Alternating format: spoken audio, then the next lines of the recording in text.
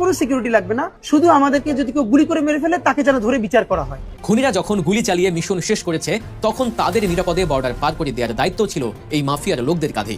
কে এই নৈপথ্যের খলনায়ক? উঠে আসছে মাস্টার মাইন্ডের নাম। কিভাবে কোটি কোটি টাকা ঢেলে কিলার ভাড়া করা হলো। ওসমান হাদির মৃত্যুতে এখনও শোকে স্তব্ধ গোটা বাংলাদেশ। এই শোকের মধ্যেই সব জল্পনা কল্পনার অবসান ঘটিয়ে অবশেষে সামনে এলেন তার স্ত্রী। তবে আলহামদুলিল্লাহ, সামনে এলেও তিনি তার পর্দার বিষয়ে বিন্দু মাত্র শিথিলতা দেখাননি। শেষবারের মতো প্রিয় স্বামীকে দেখতে মর্গে উপস্থিত হলেও কেউ তার কোনো ছবি বা ভিডিও ধারণ করতে পারেনি। এই ওসমান হাদির পবিত্র জানাজার মাঠ থেকে আমি ওসমান হাদির চাচা আপনাদেরকে বিনীতভাবে উদাত্ত আহ্বান জানাবো, ভারতের দালালদেরকে তথা চাঁদাবাজদেরকে, বাংলার স্বাধীনতার শত্রুদেরকে ভোট দেওয়া হারাম হারাম। আমি মুফতি মুকাদ্দেস বিল্লাহ ফতোয়া দিলাম, আপনাদের জিন্দাবাদ। ওসমান হাদির পক্ষ থেকে কোনো পারিবারিক আর্থিক সহযোগিতা চাই না, কোনো অনুদান চাই না, শুধু একটাই চাই, ওসমান হাদির অসমাপ্ত বিপ্লবকে আপনারা সমাপ্ত করবেন।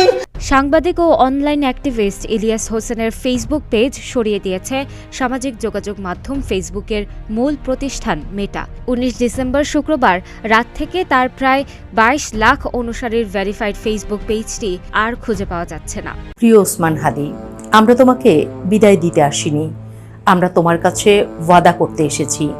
তুমি আমাদের বুকের ভেতর আছো এবং চিরদিন থাকবে যতদিন বাংলাদেশ আছে।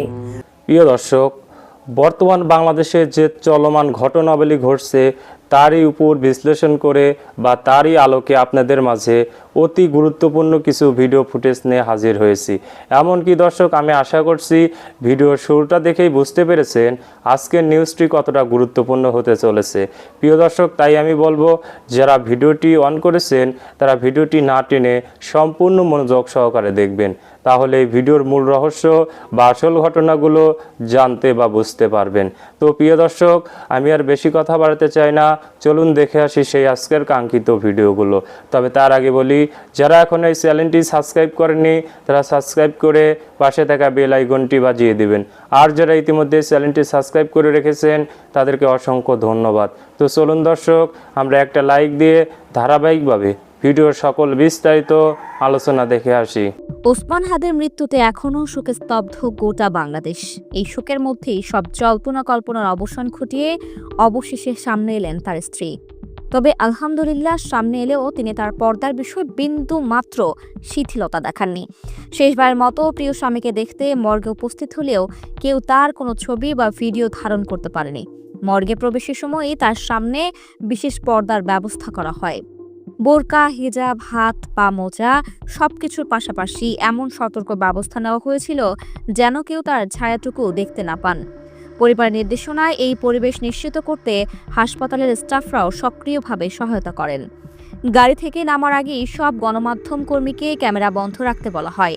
আবার ফিরে যাওয়ার সময়ও একইভাবে ক্যামেরা অফ রাখা হয়, যাতে কোনোভাবেই ছবি তোলার সুযোগ না থাকে। সেজন্য দুটি চলমান পর্দা সেট ব্যবহার করে তাকে সম্পূর্ণ লোকচক্ষুর আড়ালে রেখে গাড়ি পর্যন্ত পৌঁছে দেওয়া হয়। তবুও কিছু মানুষ দূর থেকে মোবাইলে ভিডিও ধারণের চেষ্টা করেছে। জানা গেছে, শরীফ ওসমান হাদি 2020 সালে অবসরপ্রাপ্ত পুলিশ সুবেদার সুলতান আহমেদের কন্যা রাবেয়া শম্পাকে বিয়ে করেন। 2024 সালের 21 ফেব্রুয়ারি তাদের ঘরে জন্ম নেয় এক পুত্র সন্তান।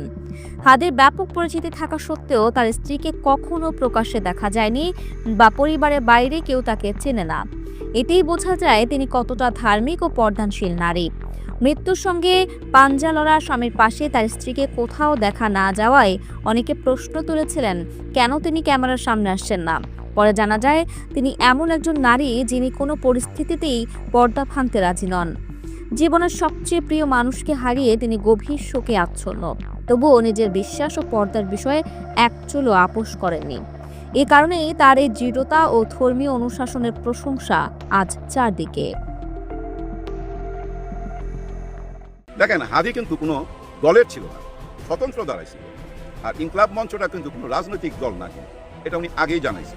স্বতন্ত্র প্রার্থী, একজন স্বতন্ত্র প্রার্থীকে কেন টার্গেট করা হলো? এই জন্য টার্গেট করা হয়েছিল যে কোনো দলের হইলে, মনে করেন যদি বিএনপির হইতো বা জামাতের ইসলামের হইতো, বিরাটভাবে একটা আগুন লাগতো, চারিদিকে একটা প্রতিবাদ উঠতো, এরকম ভয় থেকেই কিন্তু তারা ফার্স্ট টার্গেটটা করছে ওসমান হাদিকে।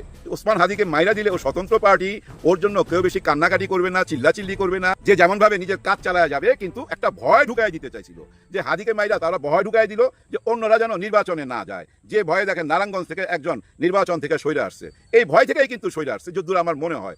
এই ভয়টাই তারা ঢুকাইতে চাইছিল যে হাদিকে মাইরা দুমু, বাস শেষ, কোনো কাহিনী নাই। কিন্তু কি দাঁড়াইলো, এমন একটা ঘটনা দাঁড়াইলো, উপরওয়ালা এমন একটা ব্যবস্থা করে দিল, উপরওয়ালা মানুষের ভিতরে রহম ভালোবাসা না দিল, আজকে হাদির জন্য লক্ষ লক্ষ মানুষ সারা দেশ থেকে ছুটে আসছে। হাদির জানা যায়, এটা ভাবা যায়। এখন তারা ভাববে হায় হায়, একটা স্বতন্ত্র প্রার্থীর জন্য এরকম কোন দলের নেতাকে মারলে তাহলে কি দাঁড়াবে, এই ভয়টা কিন্তু এখন ঢুকা যাবে। এটা ভাই একটা মনস্তাত্ত্বিক ব্যাপার। কারণ কি জানেন, দেখেন হাদির মৃত্যুর সঙ্গে সঙ্গে ডক্টর ইউনূস স্যার শনিবার শোক দিবস পালন করলো, এবং সারা বাংলাদেশে না ভাই, সারা পৃথিবীর যেখানে যেখানে বাংলাদেশের এম্বাসি আছে সেখানেও কিন্তু অর্ধনিম্ন থাকবে এই জাতীয় পতাকা। এমন একটা সম্মান দিল, তার মানে কি জানেন, বুঝাই দিল যে তুই মারতে পারবি না, তুই শেষ করতে পারবি না, তুই যাকে শেষ করতে চাবি তাকে আমরা সম্মান দিয়ে এমন একটা জায়গা নিয়ে যাব তুই কল্পনাও করতে পারবি না। আজকে দেখেন হাদির সম্মান এমন একটা জায়গা যে দিল্লিতে পালায় আছে, তার কি এখন বোঝা উচিত না যাই হায় 1.5 বছর রাজনীতি কইরা কোথায় চলে গেল, আর আমি সারা জীবন এই রাজনীতি করছি, আমারে তারা দেশ থেকে তাড়াইছে, আর আজকে হাদিকে নিয়ে তারা কিভাবে কান্নাকাটি করতেছে, কিভাবে মাতাম করতেছে, যাকে আমি মারতে চাইছিলাম। হ্যাঁ ভাই, ওরাই পরিকল্পনা করছে এই হাদিকে মারার জন্য, ওরাই আবার আশ্রয় দিছে হাদির কিলারকে। যাই হোক, ওই হাদির কিলারকে দেবে কি দেবে না এটা ডক্টর ইউনূস স্যার বুঝবে। উনি কিন্তু ভাই সোজা লোক না, উনি ছেড়ে দেওয়ার লোক না, উনি যেহেতু ওয়াদা করছে উনি পালন কইরাই ছাড়বে। অবশ্য ওনার হাতে সময় কম, সামনেই নির্বাচনের আর 1.5 মাসও বাকি নাই, আমার মনে হয় 1.5 মাস থেকে হয়তো কিছু সময় বাকি বেশি আছে।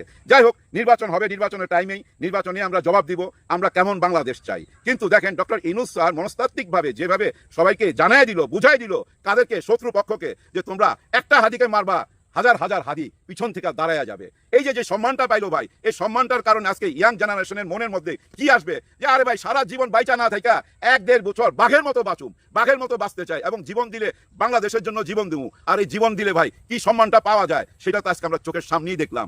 এই জন্যই ভাই আগামী ইয়াং জেনারেশন আবার দাঁড়ায় যাবে। ডক্টর ইউনূস স্যার ওই ব্যবস্থাটাই করছে, ওই সম্মান দিয়ে ওই ব্যবস্থাটাই করছে। এই কারণে অনেকের পাছার মধ্যে ভাই আগুন জ্বলতেছে। এতটা সম্মান দেওয়া হবে কেন? কাজী নজরুল ইসলামের পাশে তাকে কেন কবর দেওয়া হবে? কি এমন করছে দেশের জন্য, কি এমন করছে, এটা আপনারা বুঝতে পারবেন আগামী দিনগুলাতে। হাদি যে আদর্শটা রাইখা গেল না, ওই আদর্শটাই ভাই আগামী দিন চলবে। হাদিকে কেউ ভুলতে পারবেন না। হাদি যে পথ দেখায় দিয়ে গেছে ওই পথেই সবাই ছুটবে।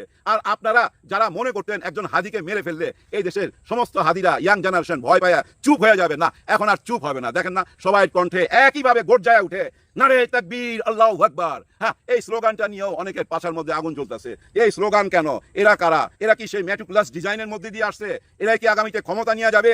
এরকম আলোচনা কিন্তু অলরেডি শুরু হয়ে গেছে। হ্যাঁ ভাই, এরকম আলোচনা সামনে আরো হবে। ওরাও বুঝতে পারবে ডক্টর মোহাম্মদ ইউনূস স্যার এই দেশের জনগণকে কিভাবে জাগায় তুলছে।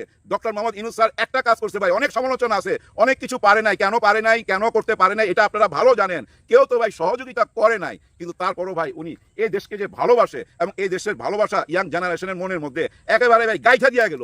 বাংলাদেশের এই ইয়াং জেনারেশন এখন ভাই বাংলাদেশকেই ভালোবাসে, জীবন দিয়া হলেও ভালোবাসে, এবং এই বাংলাদেশের জন্য জীবন দিতে দ্বিধাবোধ করবে না তো এখন। কারণ তারা বুঝতে পারছে দেশের জন্য মরলে ইজ্জত পাওয়া যায়, আল্লাহ সেই ইজ্জতটা দেয়। এই কথাটা এখন সবাই বুঝা ফেলছে ভাই।